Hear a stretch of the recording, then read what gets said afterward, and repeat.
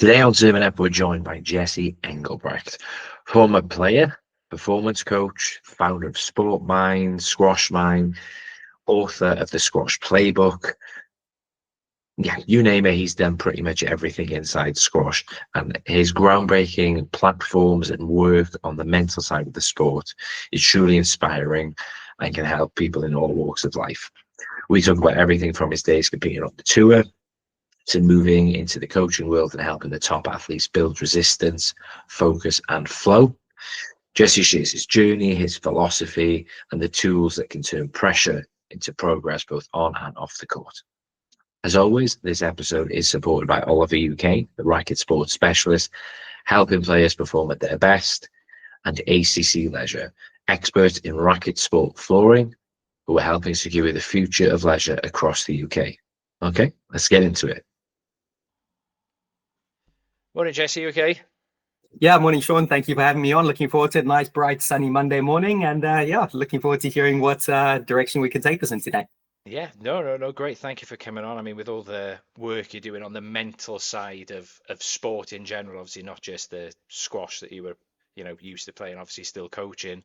Just wanted to sort of get you on to talk about everything you're doing and how, the things that people don't always think of. I mean, from my experience, you can see the difference between the top level players and the ones below. It's mostly between the years, whether that's what they tell themselves or what they preach or practice. And obviously with your books and your website and everything that you do, you're in a very unique position, sort of shed light onto that.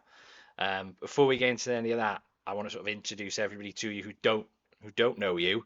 You're obviously a player first and foremost. Play for both South Africa and Zimbabwe. Yeah, a semi-complicated story, but yes, born in South Africa, played for Zimbabwe half my career. And then at about the halfway point, it was holding me back because the government went really a bit crazy. We were farmers in Zimbabwe. We got run out of Zimbabwe. My folks then moved to South Africa. And because I was born in South Africa, I had to spend a year not playing for Zimbabwe, and then I could transition to South Africa. So second half of my career was for South Africa.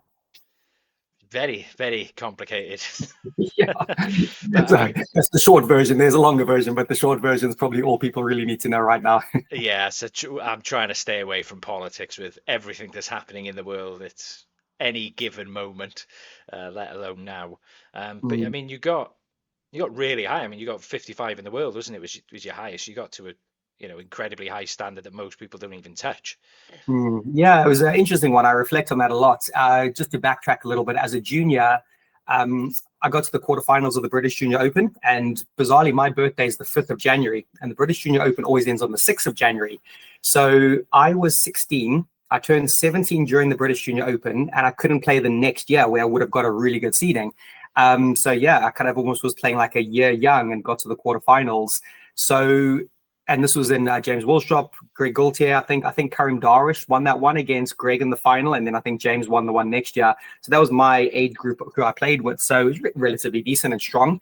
And then at that point, I was like, should I give this thing a crack? Should I see if I can go pro? Getting to that stage of the British Junior Open, it kind of was a nice litmus test for where maybe you could go pro or not. Decided to go pro, and I just got to 55 in the world, and to be very blunt, ultimately it felt like quite a big failure because, getting to the quarters of the British Junior Open, and you're kind of thinking, well, could I be a top 20, top 10, maybe even top 5? And in my mind, I thought I could be a world number 1. I believed I had the skill, the talent, the speed, the endurance. Growing up in Africa, playing multiple sports helped me a lot to reduce injuries and have different skill sets. And I was lucky enough to beat a few players in the top 10 in the world while I was competing. But within the week of beating someone in the top 10, I would lose to someone ranked about 500 the week later. And it was all the mental game. It was 100% down to the mental game.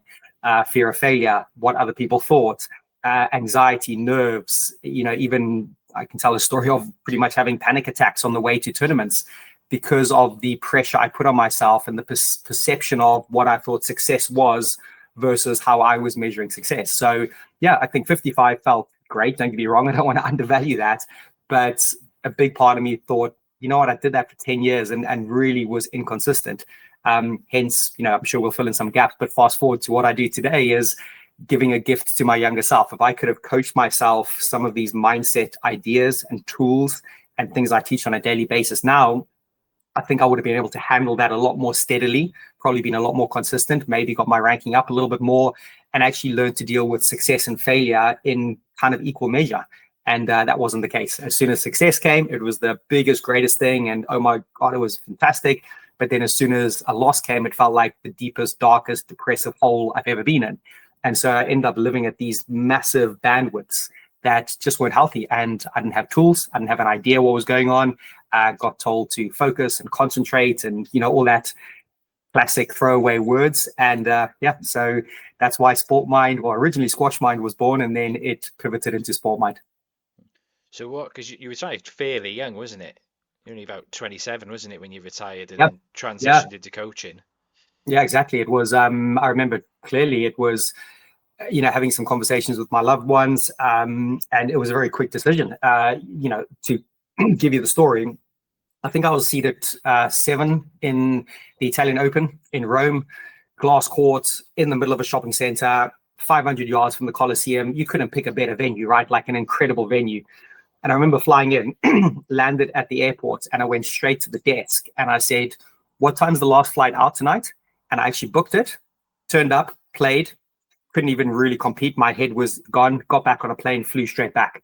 I couldn't bring myself to enjoy it, to even compete. It was dark. It was a dark, dark place. And it just very quickly after that, I was like, and this was a build up, by the way. It wasn't just this one thing. It had been building and building and building. But that was the sign. I'd wasted several hundred pounds on this thing. I couldn't find enjoyment. I couldn't find motivation.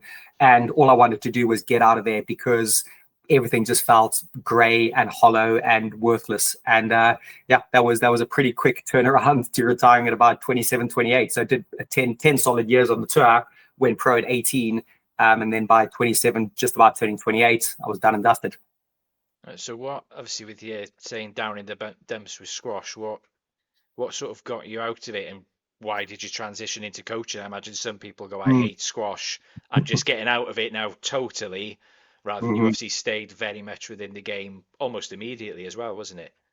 Not so much. Interesting. It was about a 6-month period where it was done. I was going to invest in a restaurant with my mates. I was going to move back to South Africa. I still live in the UK now, and it was everything besides squash. And I actually went really deep into that route. And then, within about 6 months, I was like, there was something left unfulfilled, and I got so much more value. And I was coaching as a pro as well, which you kind of have to do, I think, to earn some money in that. And I always just looked back and thought, man, like the times where I felt my genuine best and authentic self was when I was helping others, when I was giving back a little bit, when I was, sharing my knowledge and wisdom to whether a younger player or an adult or whatever it was. So coaching then felt like a calling at that point. So it was less based on me as an ex-pro player and what could I bring as an ex-pro player. It came from a very different source. I think if I had transitioned immediately into coaching straight after, I probably wouldn't have done it, right? I think I needed that 6 months of seeing what the world looked like, not through a squash lens. And it actually really helped me, pivot the whole idea and come back and go full into coaching, not based on my self-worth, not based on how many likes and stuff I got, but just based on, hey, it feels really good to come to the end of the day. You might have had a positive impact on someone's life. Something you said, something you showed them, just a little tip here or there can make a huge ripple effect on people. And it felt like my calling at that point. So do you think the dark hole that you went down as a player and the self-deprivation and everything you were sort of pinning on yourself, did that shape you very much to when you were coaching, you wanted to make sure other people didn't feel like that? 100%. It was literally sounds weird. It was probably the greatest gift my coaching self could have got, having to walk that path and, figure it out on my own and, have to build resilience and adaptability and just the feelings of, as you said, that dark hole going, hey, if I'm going to coach someone, I'm going to try and give the advice very differently. Obviously it started very technical, as you would do as a coach. And, you kind of teach the technical side and the movement side and a lot of video analysis and, all of that stuff. But as I started doing more of it, where I felt the impact was starting to happen, and I can tell you a little story about this if you want at some point, but when I started layering in, okay, like how do you deal with pressure? How do you get into the flow state? How do you play at 9-all in the fifth when the stakes are high? How do you come back when you've lost your lead? So the conversations as I was coaching started to pivot a little bit more into the memories of the pain points I had as a player. And when I started speaking to players about this quite openly, and I remember some sessions, a 45-minute session was 30 minutes of talking sometimes and 15 minutes of ball hitting. And they were sometimes the most impactful sessions I had on someone. And it was really interesting. The more I did that, the more I enjoyed it.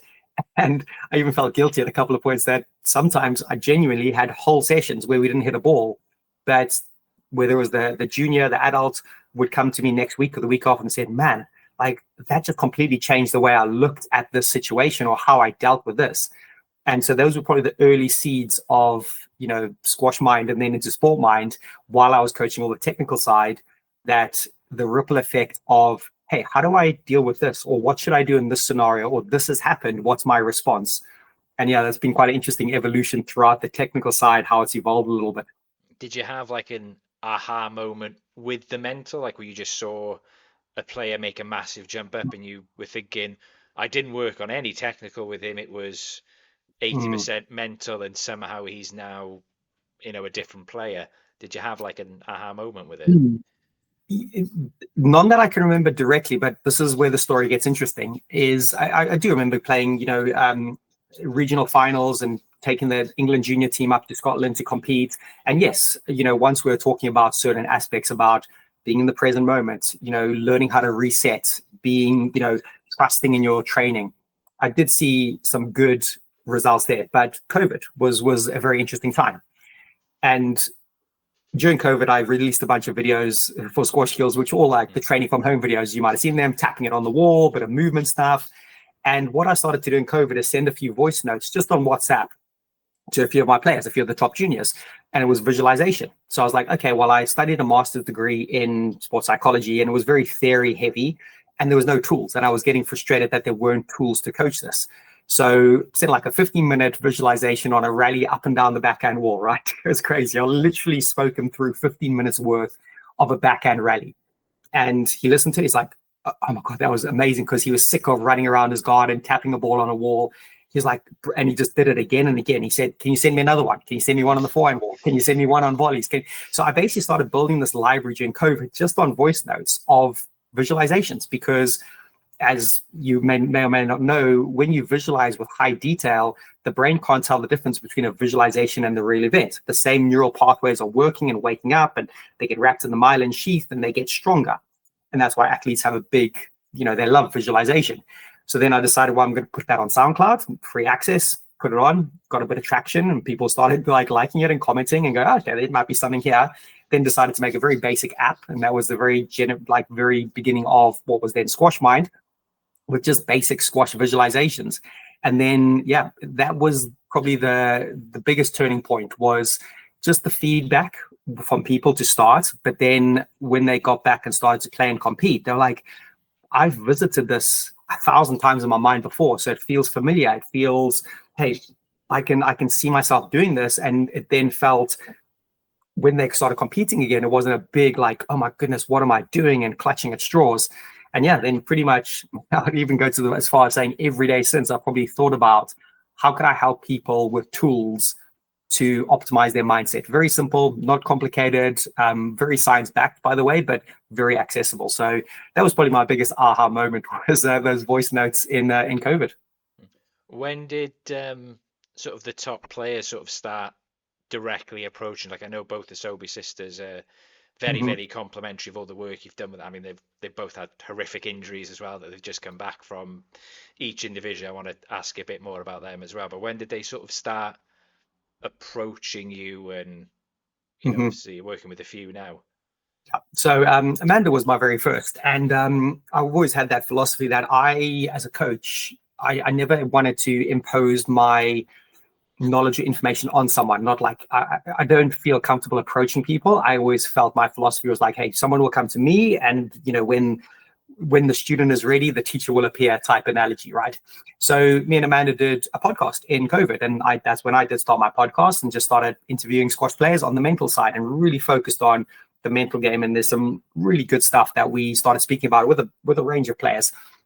And then when she got back competing again, she reached out and she said, hey, listen, that conversation we had, that really got me thinking about some of the stuff that you talk about and where I'm at. And what was very interesting, she approached me when she was world number 3, her highest ranking, and the conversation went along the lines of, I'm pretty much at my best ever ranking, but I'm probably my most miserable I've ever been. I'm so miserable, and it's the whole idea that the outcome and the goal became such a fixation of self-worth and happiness, and actually the journey to get to that was massively discarded. So she's like, please help, I might be stopping very soon, I don't know how long I'm going to keep going with this, but let's at least give it a go. So it was humbling, it was again exciting, and yeah, here we are 5 years after that point, where she might have thought that she might have been stopping, maybe a little bit less, about 4 years after that point.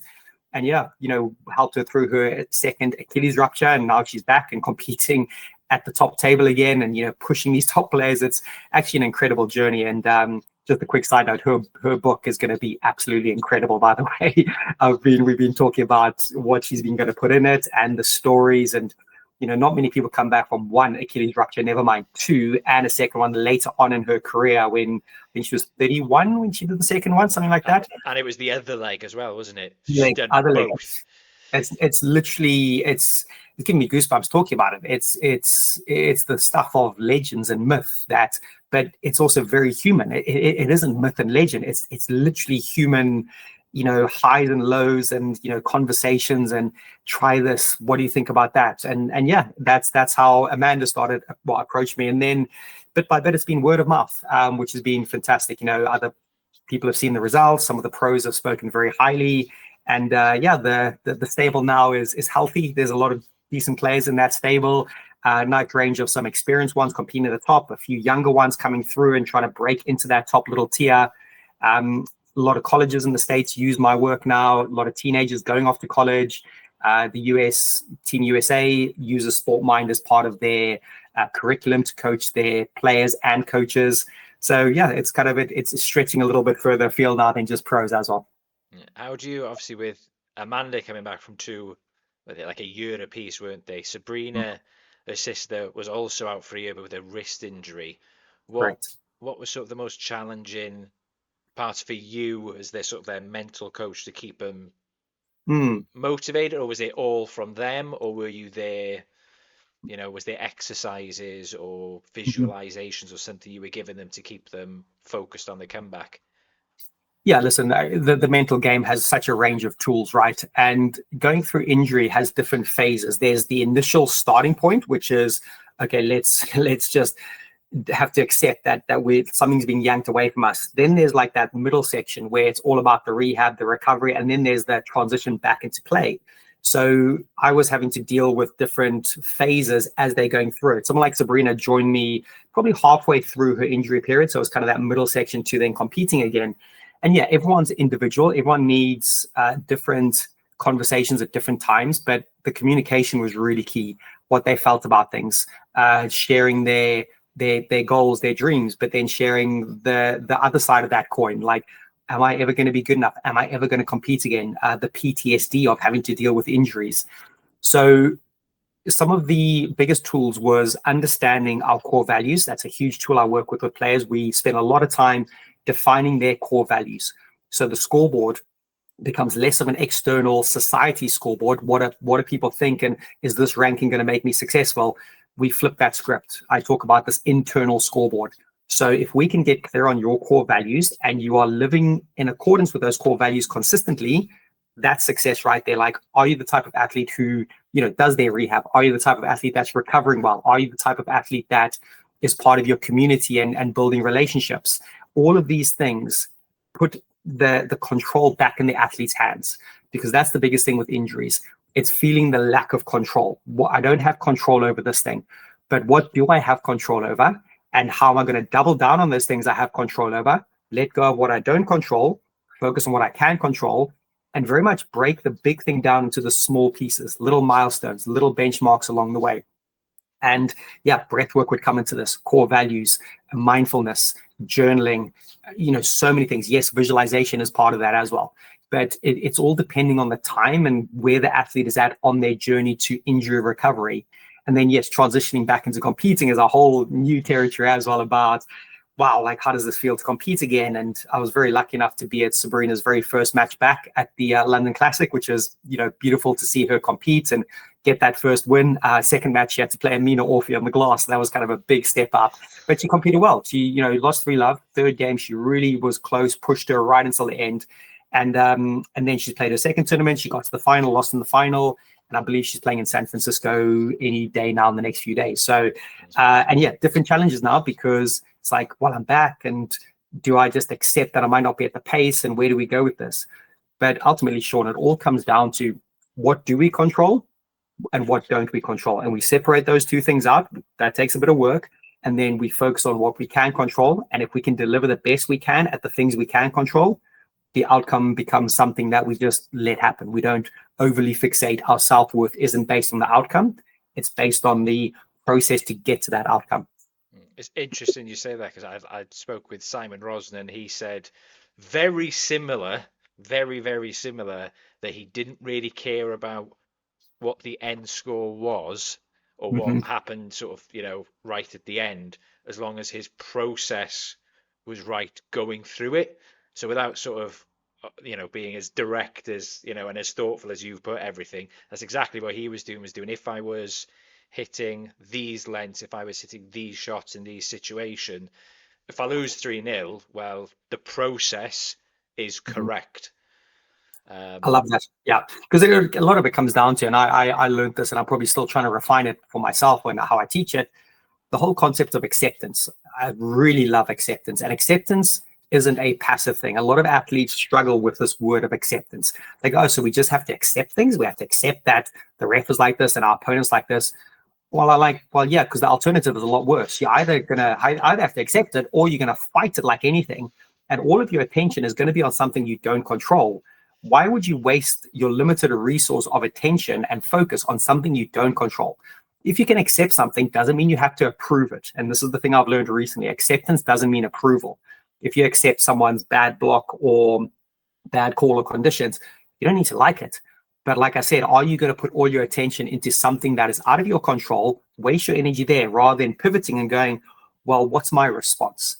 And for me, probably the biggest strap line, if someone asks me, what is SportMind? What do you do?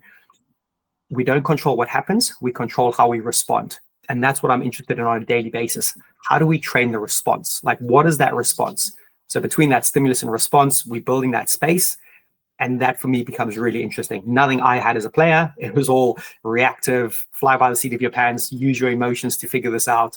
But actually the athletes and teams who perform well consistently, they are able to train their response continually. So it's not a reactive thing, it's a responsive thing. And I think for injury recovery during it, and then the return to competition and going to 9-all in the fifth in the TOC final, who responds better is the one that's more likely to probably get those results in the long run. Yeah, especially with squash obviously being very subjective. It's not always the ball was in, the ball was out. Obviously, we've got our lets and our strokes, and you see it in all sports. There was a recent, I'm not sure if you follow baseball, but there was it was deciding game, Padres and the Cubs, I want to say, and the Padres were trailing, and they thought the ball was out, and the ref and the umpire said, no, it's a strike. They were trailing. It was the middle of the game, and that was it. Their heads had gone. Wow. End of the game, they've got jumping on the umpire, and everybody was just saying, if they'd have just let, that was in the middle of the, I think the fourth or fifth inning. It's halfway. They were one run down. How they responded, to something that's out of their control, cost them, and they were probably the better team overall, but one call out of 200 that they disagreed with, they let go. Yeah, it's that compounding effect, isn't it? That's a great story, and I hadn't heard that, but I want to go research that and put it in like a little email or lesson in there. But like the ripple effect of what choice you make. Are you going to double down and lean into the injustice of the situation and try and make your point that I'm the victim and this is not right?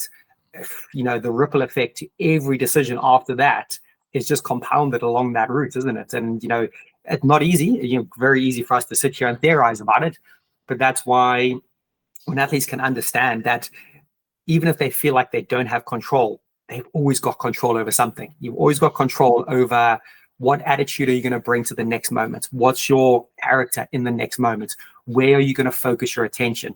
Once you understand those things are in your control and you keep redirecting little by little, nudging it towards that, you give yourself a superpower, in my opinion. It doesn't guarantee a result, but boy, it guarantees your ability to be present, to bring all of your training into that moment and give yourself the best chance to either win that point, that rally, that match, that game, that innings, that series, whatever it is. But it's that play by play, that next rally mindset is such a trainable skill that a lot of people still don't either understand or don't feel it's valuable enough to train before that moment happens. A lot of times people try and press the button in the biggest moments of pressure going, right, next rally mindset now. The analogy I give is like, imagine you spend 2 weeks training for a tournament and you don't play any backhand volley drops. And then at 9 on the 5th, you go, here's my backhand volley drop. It's on. I'm going to play it. It's like, good luck, being consistent or executing. It's the same in the mental game. It's a muscle. It's a skill. It in my opinion, needs training and stimulating and putting through the ringer a little bit. So when that moment comes, that muscle and i.e. response is well developed. Yeah, you hear some people say like the clutch gene, don't you, in all the different sports. And it's, whenever they talk to him afterwards, like they say to Michael Jordan afterwards, oh, how did you? He's like, oh, I've dreamed it. I saw myself doing that shot, or I visualized, you got the Babe Ruth in baseball pointing where he's going to hit and then he hits the home run. And it's very much visual and seeing yourself doing it. And I do want to go back onto the acceptance and the refereeing though, because we see it a lot in squash. And for me, the worst sort of recent example of shooting yourself in the foot was Diego Elias versus Joe Make it at the Tour finals right at the end. Yep. 1 game all, late on court, code of conduct, nice and easy, deciding game. For me, it's just, sorry, ref, carry on. But obviously, like you say, Diego wouldn't let it go, conduct stroke. So he's, for those who don't know, he's then down a point to start the game. And he just, I don't know, I can't remember what the score was, but I think it was something like 11-3. It wasn't competitive. And you think how close that match was. He had 3 match balls the game before. But, what would your advice, if you'd have had Diego at the end of that match, what would you have been working on him in the off season to sort of, or what exercises to get him to sort of move past that and really push forward mentally? It reminds me of what happened against him and Ali Farag as well in the TOC final, I think, where he obviously semi-clattered his racket. We could debate all day long whether that was intentional or not, right? Personally, I think he knew what he was doing. It was frustrating. I get frustrating. But then, I don't often do this, but on social media, someone was commenting, the ref lost the match. And I couldn't let it go. I should have maybe let it go. But I kind of chipped in there. I said, well, factually, the ref didn't lose the match. The ref can never lose a match. Let's be honest. It's the person's actions that then go and lose the match. Obviously, the conduct point and warning. Then he returned the next 2 shots on the floor and just shook his hand and walked off, right? Obviously, that the Tour finals example is similar. It felt like a similar deja vu, didn't it? Same referee. Jason Foster, and again, shout out to, Jason or any of these referees. I don't think any of them are going out of their way to, no one does it on purpose, right? No one's going, yes, I'm going to referee really, I'm going to call this big thing in the moment. I've got so much respect for these referees. I think they're doing the best job they can. I'm sure in reflection, they might look back and go, maybe I could have handled that a little bit better. So going to your question, look, I love watching Diego play in regard to the ball striking, the movement, the squash IQ, what he does on there. Yes, unfortunately, the I'm going to say victim mentality or the world is against me a little bit seems very, very highly tuned in at the moment. He seems very tuned into that. And I think he's getting better at it. I think he's trying. I think the way he tried to respond against Asal in the final, I can't remember the tournament, but where he lost and Asal won, I think his response was a little bit better there. Like he tried to go around and play balls and make the point of things and didn't get too much into the detail. So if I was ever, and again, Diego, if you're listening, take this with any pinch of salt you want, or just throw it completely out the window. But definitely we'd start with breath work, because I'm a qualified breath work coach. I work for the Oxygen Advantage. And the very simple connection here is breath control is emotional control. Once you understand that if you can practice conscious breathing before the event and you have breathing protocols during the event, it speaks to a different part of your brain, right? I can imagine Diego's amygdala was on full fire, fight, flight, or freeze, right? It's just pure survival brain. This has happened to me. It's not happening for me. That's a little reframe I like to talk about. Is this thing happening to me, or is it happening for me? If it's happening to me, you feel like the victim of the situation. If it's happening for me, you get into the challenge mindset. You go, okay, injustice, bad call, whatever's happened has happened to me, but I can see it happening for me. So let me pivot this. So breath work would be really key, because especially when you control how you breathe, you control which part of the brain goes online. If I were to do some work with him, I would also say, we're going to put some scripts in place. This is where negative visualization becomes really powerful. I would actually make a script for him and record it with my voice. And I would say, right, let's revisit that exact moment or a version of it. Here's your bad call. I want you to mentally go there, feel the emotion, feel the rage building up, feel everything you're about to do. But rather than take that decision of feeding the bad wolf, the negative wolf, you're going to train your response. You're going to see yourself accepting the situation, not liking it, but accepting it. You're going to see yourself breathing through it, and you're going to see yourself performing your next action based on the strategy of that game. What is the one strategic thing you're going to do in the next moment? That's a little loop I run. It's called the ABC loop. Accept, breathe, courageous action. C stands for courage. And you need courage to do that. By the way, that's why I say courage. You might not feel confident. You might have some doubt and fear and uncertainty. So don't start with confidence, start with courage. So we do some actual physical work on that. When I say physical, there would be like crowd noise on the audio. There'd be heartbeats. The tension would be building, because the more the emotions come into it, and not just practicing this once, practicing it 500 times, like there's my situation. There's the trigger point of the biggest part of the anxiety, the thing that really lets me down. But if I can visit it and train my response, it's like you're preloading your mind to deal with that or a similar scenario when it happens. That's very science-backed. There's a lot of good evidence on that. There's a lot of Olympic athletes talk about that version. They see themselves, messing up their first two jumps on high jump, and they've got their third jump left, or rain delays, or something happens, just something not optimal. A lot of people want to visualize the perfect scenario, but what I do a lot of work on is visualizing the negative scenario, the worst case scenario, and actually learning how to respond with it. And the more you expose yourself to that, it comes from the world of phobias, by the way, like exposure therapy, small little doses of the thing you fear the most, like the spider in a box across the room is just about manageable today. Next week, the spider's halfway closer. Then it's on the table next to you, examples. So when athletes train that exposure to the thing that they fear the most, or the thing that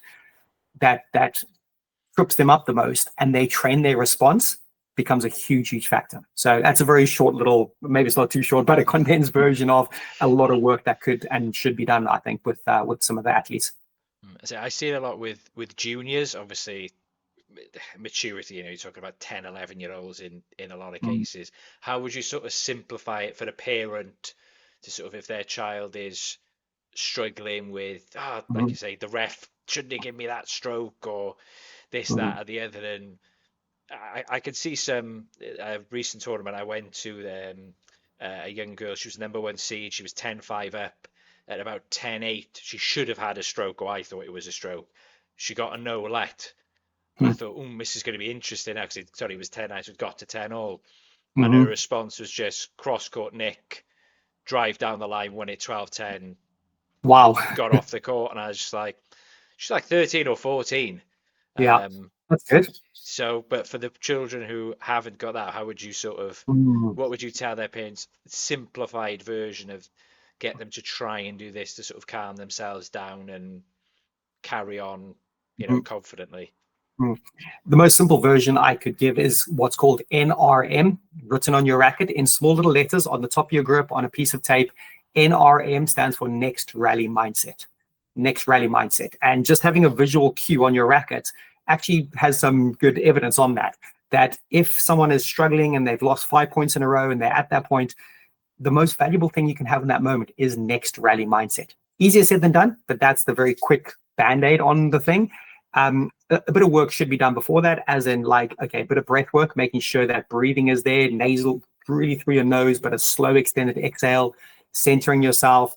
But it's the little story of the two wolves I like to talk about, that when you meet a pressure moment, when you meet high challenge, this is anything in life, often two wolves turn up in your mind. You've got the negative, destructive, rage, anger wolf. You've got the positive, helpful, puzzle-solving wolf.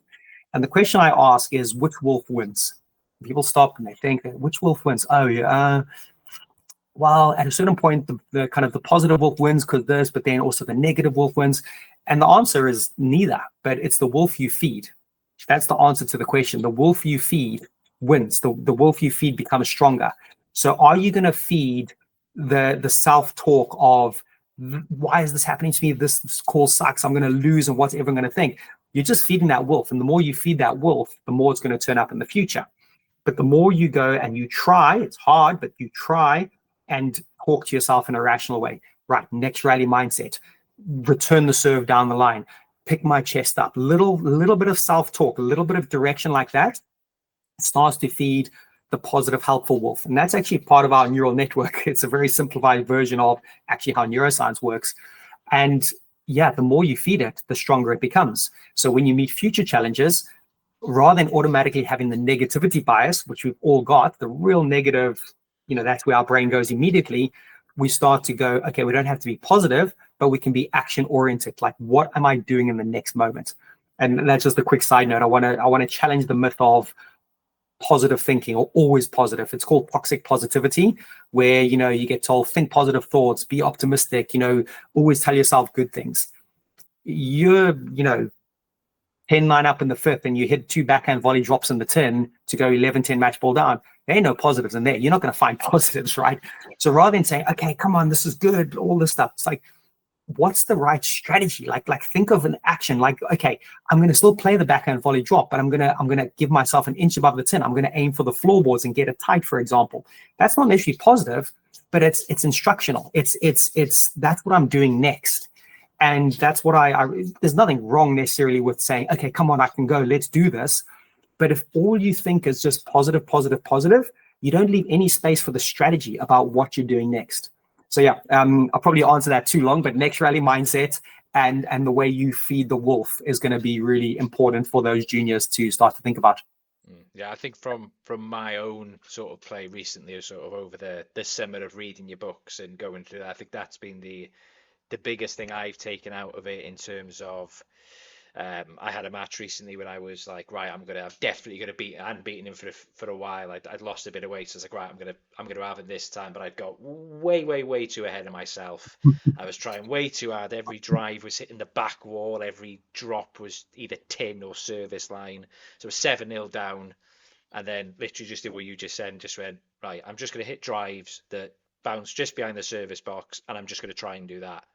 Mm-hmm. And just to see then how it, oh, that was good. That was good. That was, Right. like I say, there's nothing good about being 7-0 down in the first game, Mm-hmm. but just that next rally, and then going, right, I'm just going to try this. I'm just going to do this. Later I did win 3-1, but it was mainly just doing those, what you just said then, and what you've got in your book and obviously online as well.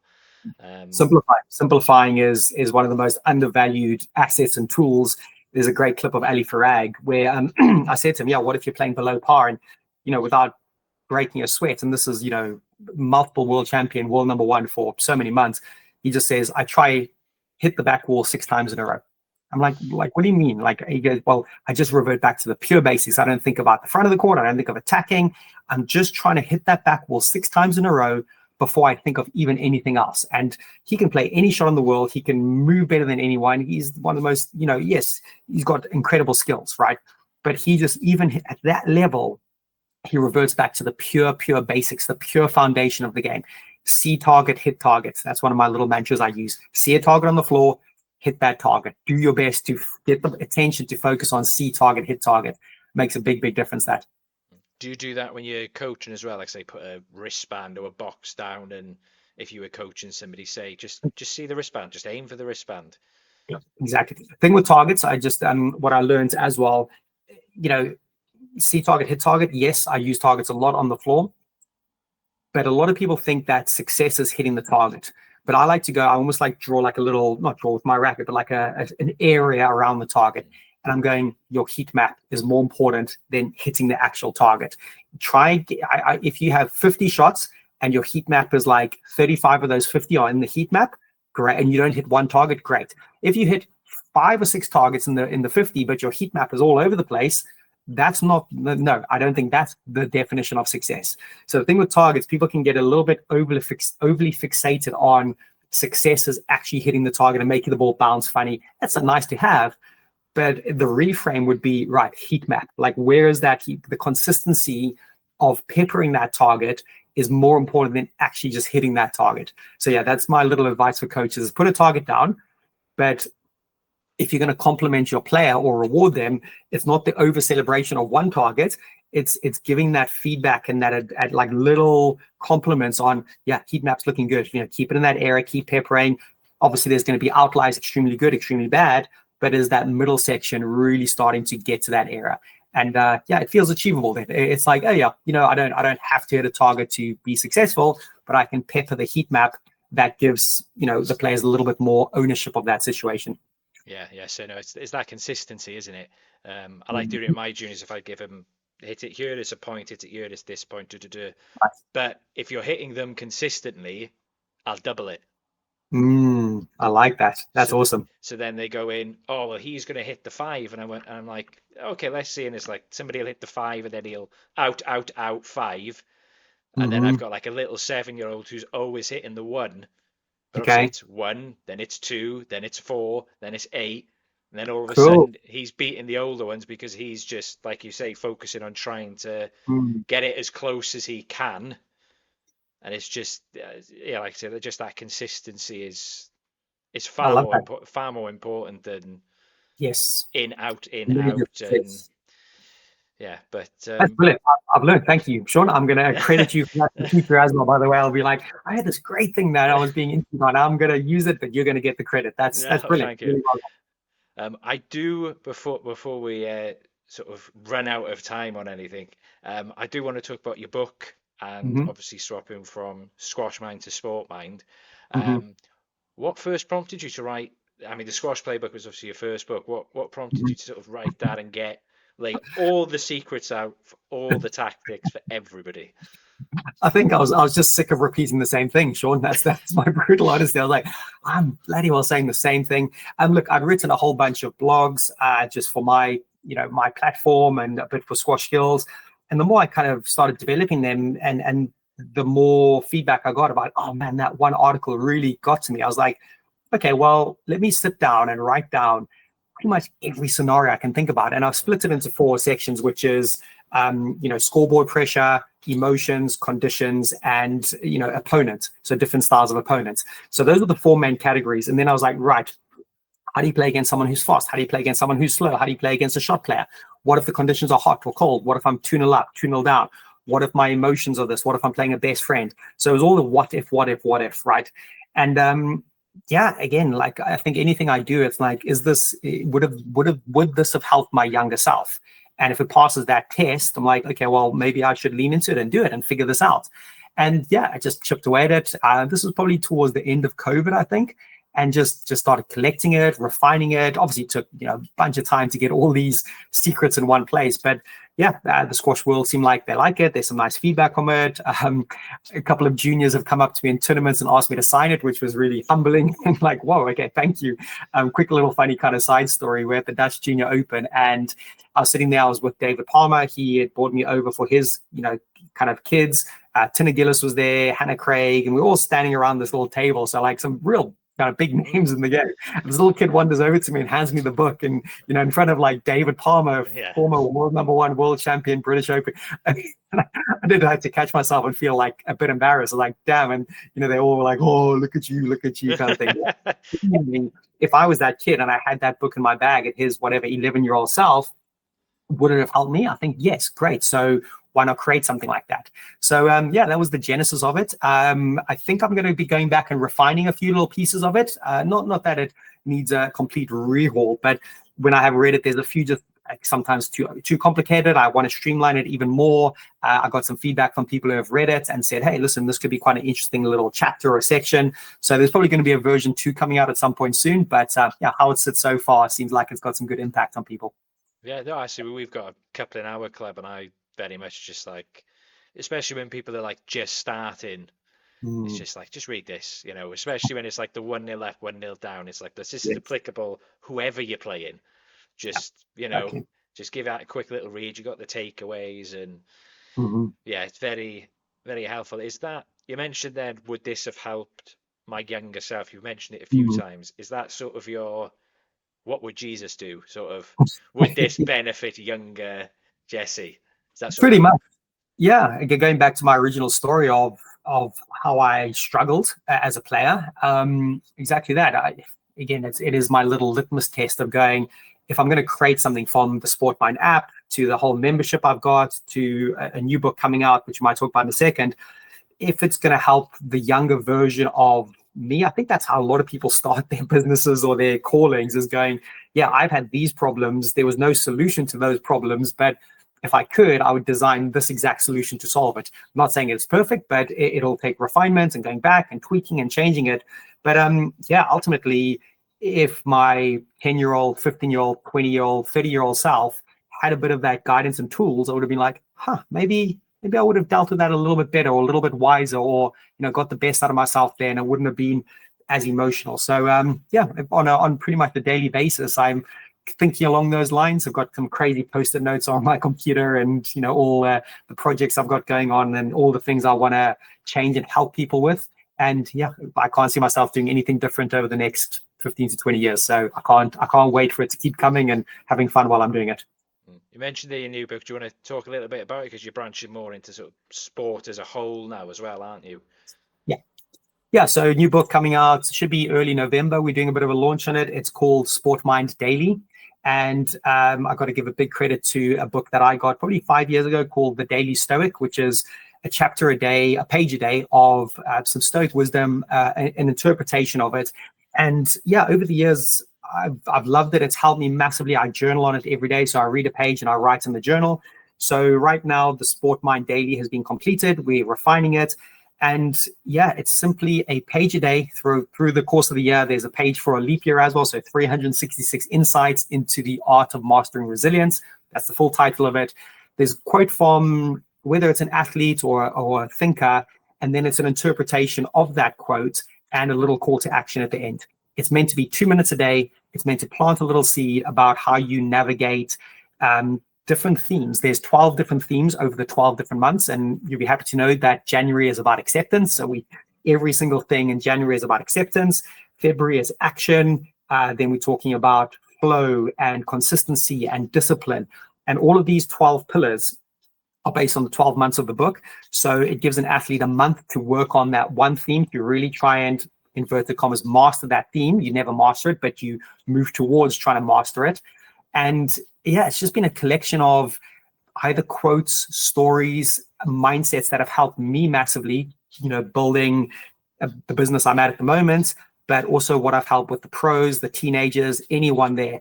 And really excited to bring it out. There will be a journal coming in the new year where you read the page, and then there'll be a journal prompt where you can actually then sit and reflect on that prompt and, give yourself a bit of a call to action for the morning. And then you come back to it in the evening and you journal again in the evening.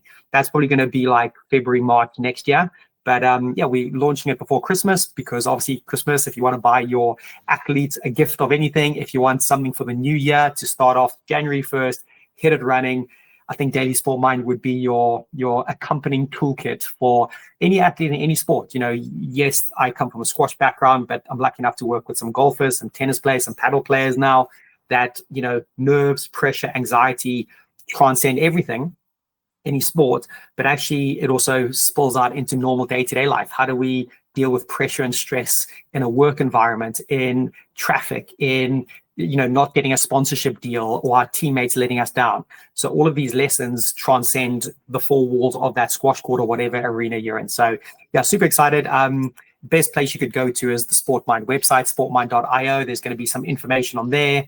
But yeah, SportMind Daily, I'm super excited. It's been probably about 2.5 years in the making. I did a good block really early on. I probably did about 3 months really early on, put it away for a bit, came back to it, did like another 3 or 4 months, put it away. And about 6 months ago, I was like, right, I'm going to finish this, get it all up and running. And yeah, so super excited for that to hit the shelves and for people to buy on Amazon or get the digital version, whatever it's going to be.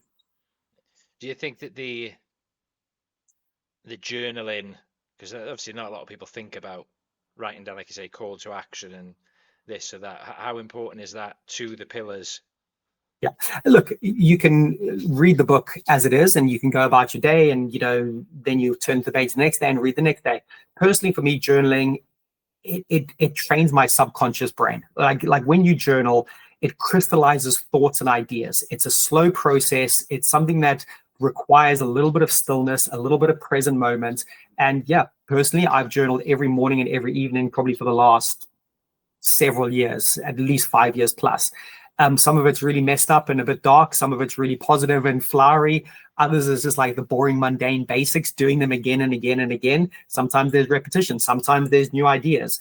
But what it does, it's just such a cool and simple accountability partner. I actually write a lot about journaling. There's some really good research around how the subconscious mind starts to piece together a lot of things. It's got benefits for sleep, like your sleep improves if you journal in the evening and you consistently do it, because you pretty much close your thoughts for that day and you get the monkey mind out onto paper a little bit, and you can then come back to it in the morning and tackle it again. It also comes a lot from Tim Ferriss. He talks about win the morning, win the day. That's his big mantra. And so for me, the first 20 minutes of my day, there's no phones, no emails. It's about hydrating myself, doing some breath work, doing some journaling, just organizing my thoughts, being present in that 20 minutes. So even if the rest of the day goes to chaos and mess, I know I've won the first 20 minutes, right? And stacking that up over days and months and years, I think, gets people somewhere. So yeah, big fan of journaling, big proponent of it. Lots of good evidence why journaling really works. And like I said, it's not like Dear Diary stuff. It's my one, there's definitely gratitude in it, but there's call to actions in it and things I want to avoid in the day. So not necessarily saying, oh, I want to do this, but I want to avoid multitasking. I want to avoid distractedness. I want to avoid, eating processed foods, and actually I give myself a call to action about avoiding something rather than doing something. And then the evening is my, Winston Churchill said, at the end of every day, I try and court-martial myself. I don't just pour around at this thing and be gentle. What did I set out to do in the morning? In the evening, did I achieve it? Why didn't I achieve it? What do I need to fix and correct? Right, close, bang. Next day, we try to get a little bit better at it, and we keep stacking those wins up. I think that not being too harsh on yourself and, like you say, stacking the wins is very, very important. I imagine is one of the chapters all about, I know you've said like acceptance and discipline. Is there one that's literally just not being too hard on yourself? Yeah, I think it's October, mental health. So mental health, because of Mental Health Day is in October. And obviously that day in particular, probably one of the best little bits of the book, really, again, that whole idea of, like we need some high standards, I believe. But also we need to know when to execute self-care and when to collect the baby steps and when to go, hey, I'm not comparing to anyone else. I'm running my race. I'm doing the best I can with what I've got in this moment. And so, yeah, the one chapter, it's titled Mental Health, but it transcends just mental health, but it's a lot about that. It is about compassion. It's about, knowing that you can push at certain points, but you need to also be really flexible at other points and actually go, yeah, I need time off. I need to speak to people. I need to do things that make me feel good, but I also need to celebrate like this mountain I'm climbing, because it can be a very lonely, difficult, hard mountain, and we're all climbing a different mountain. We all got different goals we want to reach and have, but happiness is not on the top of the mountain, right? 99% of the time, a mountaineer is climbing the side of the mountain. A lot of people think they'll find happiness and success when they reach their goal, but you spend 1% of the time there. It's about understanding that the journey and the person you're becoming along that journey is ultimately what really fulfills people and gets them, to be the best version of themselves. There's that, it's called the arrival fallacy. It's the whole myth of when I do this, when I get this ranking, when I achieve this, all this when I stuff, that everything's going to figure itself out. But if you can't enjoy that journey along the way, and you can't be present and know there's going to be highs and lows, there's going to be sunny days and bad weather days, that's all part of it. But if you've got, again, going back to core values, if you're clear on your core values and you are aligned with them, that makes a big difference. Yeah, no, definitely agree. It's I can't remember who said it, but comparison is the thief of joy. Yeah. That's... On that, interesting. I've thought about that slightly differently recently, and I used to say that a lot. I think comparison is not the worst thing in the world. Here's what I'm thinking. It's when comparison turns into envy. So comparing to someone who's going, hey, if they can do that, maybe I can. If they've got that skill set, why can't I have that skill set? Why can't I steal with pride, right? But then when comparison turns into envy, I think that's the little difference, because, oh, well, they've got this and I don't have this. Why should they be lauded as successful and me not? So I think it's a little nuance. And it's funny you say that, because only probably in the last few months I've started to not teach it like that, because I used to say it all the time. Comparison is the thief of joy. Yes, but I think it needs a little bit more nuance, because as an athlete, we want to get better, we want to progress, we want to push. So actually looking at someone else doing something well, if you can compare and go, okay, that's interesting. Let me figure out how I can get to that point. But when it turns to the emotional envy side, that's where I think your self-worth gets destroyed. That's where it becomes a very negative thing. I don't know if that even makes sense, but that's how I'm liking thinking about it these days. Yeah, no, I mean, it makes sense to me. I've heard of players, see somebody do something and go, God, that's, if they're doing it, it must be worth, it must work. I've heard of players see Nick Matthew do he does the lunge and then he jumps up and then he swaps his legs. Yes, I've heard loads of people going like, oh, I thought I was really athletic, but I've never thought of right. If Nick's doing it, I'm doing it. People seeing like, oh, I've never thought of ghosting. Oh, they're ghosting, so it must be important. Or So I think maybe changing it to envy is the thief of joy. Then. Yeah, and then you can I do start it saying, hey, do you know that term comparison is the thief of joy? And a lot of people, oh yeah, of course, yes, I agree. And they go, but isn't envy the thief of joy? Like, isn't it good to compare and borrow? Okay, if you're a 12-year-old and trying to do a Nick Matthew lunge, maybe we're not going to use that as the benchmark right now. But what's the one thing you can take that you can be slightly better at and not be envious about it, or not have your self-worth destroyed based on what someone else is doing? And I think just that little subtle reframe gets people to have high aspirations, but they then manage their expectations. There's such a little difference there. High aspirations is, in my opinion, really good. High expectations leads to misery and leads to a lot of comparison, and a lot of comparison in a bad way, and leads to your self-worth being called into question. But having high aspirations can actually lead to a lot of creative mastery-based stuff, but expectations can be the thing that can come up and bite you in the ass a little bit. Do you think that's because it's technically something you can't control? Expecting this, well, you can't control that to happen. Aspiring to it is, it doesn't happen until it happens. Again, it's that control aspect of it. Yeah, I think it's definitely linked there. I also think that high expectations can sometimes be warped into what does this look like in the eyes of other people? What is my self-worth based on what other people think about my performance? And there's a very interesting concept called FOPO, F-O-P-O, fear of people's opinions. And Dr. Michael Gervais, who does a lot of this work, he says athletes' decisions are often made through the lens of FOPO, whether they're going to compete or not, what this result is going to say. They make their decisions based on the fear of people's opinions. They're less worried about losing. They're more worried about what people think about the losing. And that's a very interesting thing. So I think expectations sometimes weaves into that. Oh, like, do these people expect a lot of me? But a lot of the work that I try to do is helping people understand that, are you doing this from a place of fear based on what other people think of you, rather than from a place of, hey, I'm playing to express myself. I'm playing for my own inside, rather than for this external scoreboard of what do people think about this result? What is this result going to say about me? And that's that's the biggest thing probably I struggled with. What is this result saying about me? What do people think about me based on whether I win or lose? And it just massively activates the amygdala, the fear center of the brain. You're playing in survival mode. It's a very difficult place to get any flow from. But to get flow, you play from this inside approach. You're going, I'm here to express myself. So yeah, FOPO, fear of people's opinions and expectations. There's quite an interesting overlap there as well.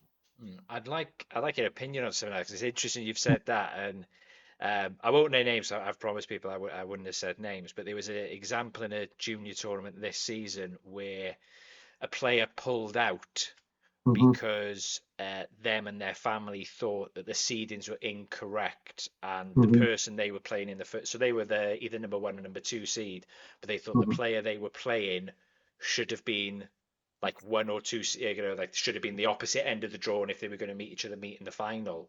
But they were afraid they'd lose in that first round, so they actually withdrew because of the fear of, if we lose, we're a number 1 or 2 seed that's lost in the round of 16, and now the highest we can finish is 9th. What if you was that junior's coach and talking to them, because it was the parents as well, it wasn't just the junior, it was a combination. How would you have been talking to them to try and sort of get them to realize that other people's opinions are not the be all and end all? I would firstly say, well, what are we doing on there? What, like describe squash to me. Squash is it's hitting a rubber ball around a rectangular room against another human being. That is all we're doing. We are literally hitting a rubber ball in a room. So what are you telling your child, or what decision are you making that is it life and death? No, it's not life and death. It's very far from life and death. You've been presented a challenge. You've been presented something that is not optimal. And isn't this a perfect practice canvas to deal with difficult things? This would be amazing. Let's bring it on, because hey, think about that other kid. He probably doesn't want to play this early on as well. He probably thinks, man, I wish I had an easier draw. But isn't that just teaching? Isn't it, let me go back a step. I believe squash and any sport we play, it's just the perfect practice canvas for life. It's learning to fail in a safe environment. If you fail by playing squash or sport, nothing is really going to happen in your life. You're not going to lose your job or your house, or your family's going to disown you. So why don't we look at this through the lens of, hey, this is a high challenge. Yes, it's unideal and I wish it would be better, but you're going to have way harder challenges in the future. And the moment you meet a certain challenge and you decide to, make a choice that is going to fuel fear or victim mentality, or, oh, what are people going to think of me? It's only going to compound in the future. Why, in my opinion, why don't you look at it and go, yeah, it is what it is. It's difficult. It's not ideal. I wish it was slightly better. But what's the type of character you're going to bring to that moment, whether you succeed or fail? But it's going to train your future character. It's going to train your future core values when you achieve or reach that moment. And that would be my advice, going, it's not life or death. We're hitting a ball around a room, and it's a perfect practice canvas for the bigger things out there, because it is just a sport. We're playing a game at the end of the day. It's important. We love it. We want to do things and we want to open doors in that. But isn't there a bigger picture? And in regard to teaching resilience and teaching how we respond to things that get put in front of us that are going to seem unfair or difficult or not quite right.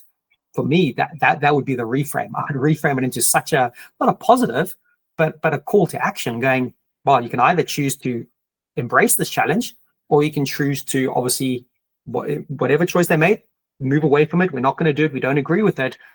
But what's that saying for the future version of yourself? That's how I would frame it up, in a non-aggressive way, but just in a way that would try present the facts, going, hey, you got a choice here, and I think one choice is going to really outweigh another choice by the way you frame it up. Yeah, I mean, in this instance, they withdrew, but say now they played it let's go both sides of the results. Say now they win, and the player that they thought would win did win. But if that player, what would you have been saying to the player if he won, and what would you have been saying if he'd lost that first match? So we're saying the higher seed still won? Is that what you're saying? So in the real scenario, the junior withdrew because of the parents. But if we say that particular junior, let's look at both sides of if he won or if he lost, what would you be saying in both scenarios to him? Well, I would make sure that before he played, he was very clear with what I teach, which is called ICM, Ideal Competitive Mindset. It's a very simple process I go through going, what is your ideal competitive mindset? Let's understand, how do you get into the flow state? What is your puzzle solving ability? What's your reset protocol? So if they went and they won the match, I'd go, great, you got the result, but did you stick to your process? Did you meet any challenges or obstacles, and how did you respond to them? What was your ideal competitive mindset? Did you live to those levels? And if I'm honest, the same is true if they lost. I'd be like, okay, you lost. You didn't get the results. You don't control the outcome. Maybe like what you said with Simon Rosner. But were you clear on your processes? Did you have your game plan? Did you meet moments of challenges? And how did you respond to those challenges? Did you nudge yourself towards your goal, or did you nudge yourself away from your goal with the choices you made, with the next rally mindset, with your breathing, with your self-talk, with your body language? What did you do in those moments? We'll slightly celebrate the win, but we move on, we focus on the next. We'll be slightly disappointed with the low, but there's going to be some crazy good data and information. If we lost, what did I have within my control that I didn't do that I'm going to do better in the next round? Okay, I lost, my seating's a bit ruined, I'm feeling this is terrible. This is your next challenge. You can either choose to either embrace that challenge and try bring the right attitude and characteristic to that next moment, or you could throw your hands in the air and be like, this is a waste of a tournament, I've ruined my ranking. Again, like it's these continual little choices. When you meet a moment of friction, what are you going to do about it? Are you either going to massively resist it and fight it and get into a mindset of this is all against me and the world feels awful, or hey, this is my sparring partner. This thing has been sent to test me. That comes a lot from the ancient Stoics. You go into a gym and you get put against a sparring partner, and if they're bigger, stronger, faster, uglier than you, would you turn around and say, well, no, I want a fair sparring partner, I want to feel good about my game? Or bring it on. It's going to show me where my gaps are. It's going to show me where if I'm not as big as them, do I need to be smarter with my game plan? If I'm not as fast as them, how do I need to slow it down? So I really love that idea of like every challenge is being sent as your sparring partner, whether that's a condition, a referee, a bad draw, an opponent. Can you see it through the lens of a sparring partner? And I think the more you train that idea and the way you train the self-talk and that response, you start to make yourself bulletproof mentally. It doesn't guarantee a win, but mentally you start to see things very differently. Yeah, no, I definitely agree with that. I love seeing when the juniors play up an age group, and they, you can see it. You look at it going, they don't look like they're under 17s. It's like, oh well, they would have been the number 1 seed in under 15s. They're now the 5-8 seed. Exactly. And I love seeing it. Or I had an instance with one of my juniors where they did really well, but they faced the second seed, and they gave the second seed the toughest match, even all the way to the final. Nice. And they finished 9th. And I said, so you think maybe with the draw? And she just went, well, the draw's the draw. It's, Exactly. If I'd have done better against the second seed, or, she said, that was my final, and Perfect. just that, she was looking at it like I say, but that was my challenge. And I get it with other juniors, and, especially when there's a couple of sisters up in Scotland who they're very, very talented, and they're playing up age groups to get themselves pushed. And it's just, I love seeing it. Or when they're playing in adult leagues, Exactly. I always find that interesting when you see like a little 13-year-old playing like a bloke in his 40s, and they're like, and then they see him hitting the ball. There's a couple of things on that. Firstly, Carol Dweck wrote Growth Mindset. She studied this for over 40 years. One of the most incredible books. A lot of it is going, you're either going to reinforce a fixed mindset or you're going to reinforce a growth mindset. And champions aren't made in comfort zones. Simple as that, right? Like, we can't forge ourselves when everything is comfortable. So you either can become fixed in your abilities and like what this means, or you can go, okay, brilliant, bring it on. I'm going to grow from this. I might not like it, and I need to be stretched and strained and pushed and probed and all of these things, but I'm learning how to be a better version of myself. And then the other thing is Kobe Bryant's got a great little clip where he gets in the interview, he says, so what does losing feel like to you? And his first response without beating a heartbeat is, losing is exciting. It's like, whoa, what do you like? How's losing exciting? And then he unpacks it where it's like, yeah, because it's showing you information where you can make those gains up, where you can make those little improvements 1% at a time. The information in losing is probably going to be way greater than the information is winning. But yes, you approach winning and losing in the same lens, in my opinion. There's going to be stuff to learn that you did well. There's going to be stuff to learn that you didn't do well, but you got to face up to it. You got to own up to it, and you got to look at it and go, well, am I going to look at this and is it going to nudge me again upwards a little bit, or is it going to nudge me downwards? And it all comes down to our choices. What choice are we making in that moment? What do we control? How do we lean into the controllables, and how do we lean out of the uncontrollables? Yeah, interesting you mentioned Kobe Bryant when it comes to mentality and the history with him. I mean, there's so much. I mean, they asked him, how do you want to be remembered? And he said that he didn't want to be remembered as sort of the most talented. He wanted to be remembered as the hardest working, that I outperformed my talent. Exactly. And, you see that with a few, like if you go Paul Cole and Joel Makin, yep. I think they won one World Junior Championship match between them. They're 3 and 4 in the world. Exactly. Say no more. Just such hard workers. But in terms of how people would see your work, like you say, another 15, 20 years, hopefully more than that, with all the work you're doing and you're branching out more and more, how would you like people to sort of view all the work that you're doing when they sort of look back and they think of, SportMind or you in specific? What would you like them to think about everything? Yeah, great question. Someone who's always learning, someone who's always trying to update their knowledge and information, and very much living that growth mindset that I don't know all the answers. I don't think I ever will know all the answers, but being a lifelong student, being curious, trying to simplify complex things, trying to present some mindset tools, ways of thinking that really help people navigate this messy, complicated, difficult world we live in, whether that's through a sporting lens or just a day-to-day life lens. So yeah, that's how I'd like to be remembered. I've got my core values, which is consistency defeats brilliance. I think I want to be known as someone who's really consistent, someone who brings high quality, someone who kind of whatever they do brings the best quality to the thing they're doing, and someone who helps people, someone who goes, yeah, this has been helpful, this has been useful, like these, whether it's a little soundbite, whether it's the whole back catalog of every video I've ever done, whatever it is, it's going, yeah, I'm never stuck in one place, I don't think. I'm always learning. I even reread things, almost on a monthly basis, and I'll probably see it through a different lens. So I know there's a lot of kind of things within that, but yeah, I just think someone who is humble, who's grounded, who doesn't know all the answers, doesn't pretend to know all the answers, but has some very simple, high quality tools that help people with their mental game, whatever domain or scenario they're in. Yeah, no, well, I can name a few just in my club who you've definitely helped, let alone, as everybody knows, on sort of the wider scale and the professionals. And as you've said, tennis, golf, paddle.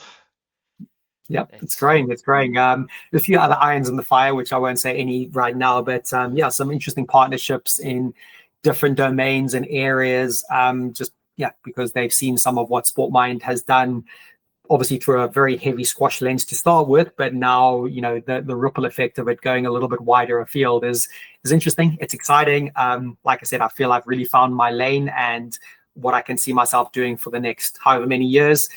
It feels every day there's something new and interesting, and just helping whichever person that wants to come into my world, wherever they're at, I'll meet them where they're at and show them a couple of things. So yeah, fingers crossed. It's exciting, and I can't wait to see what happens. Yeah, no, well, thank you for your time, Jesse, and good luck with everything. I look forward to getting my hands on the book when it comes out. Pleasure. Shaun, thank you so much. Really great questions, really interesting. You got my energy flowing, and yeah, love what you're doing. So keep it up, and more power to you growing the podcast and everything out there. And thanks for your time today as well.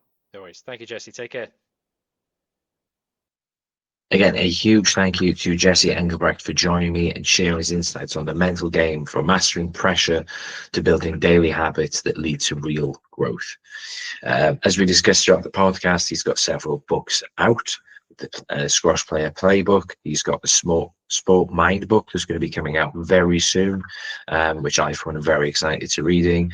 And you can go to his website, either Jesse Engelbrecht for everything on him, or sportmind.io. That also features the app and everything else that he's working on, and you can subscribe to his newsletters, blogs, and his own podcast as well. Before I go, just like to thank our sponsors again. Oliver UK, for helping players at every level find the perfect gear. Remember, if you're an England Squash member, you can get an exclusive discount on all Oliver products through their membership portal. And to ACC Leisure, the trusted name in racket sport flooring, who are helping secure the future of leisure in the UK. You can listen to this and all previous episodes on Spotify and YouTube. Just search Serving Up Podcast. Next week, I am talking to Tamika Hunt, the General Manager of Events for Squash Australia. Extremely exciting conversation when we talk about the future of the game all the way up to 2032 and beyond. Look forward to seeing you then. Take care.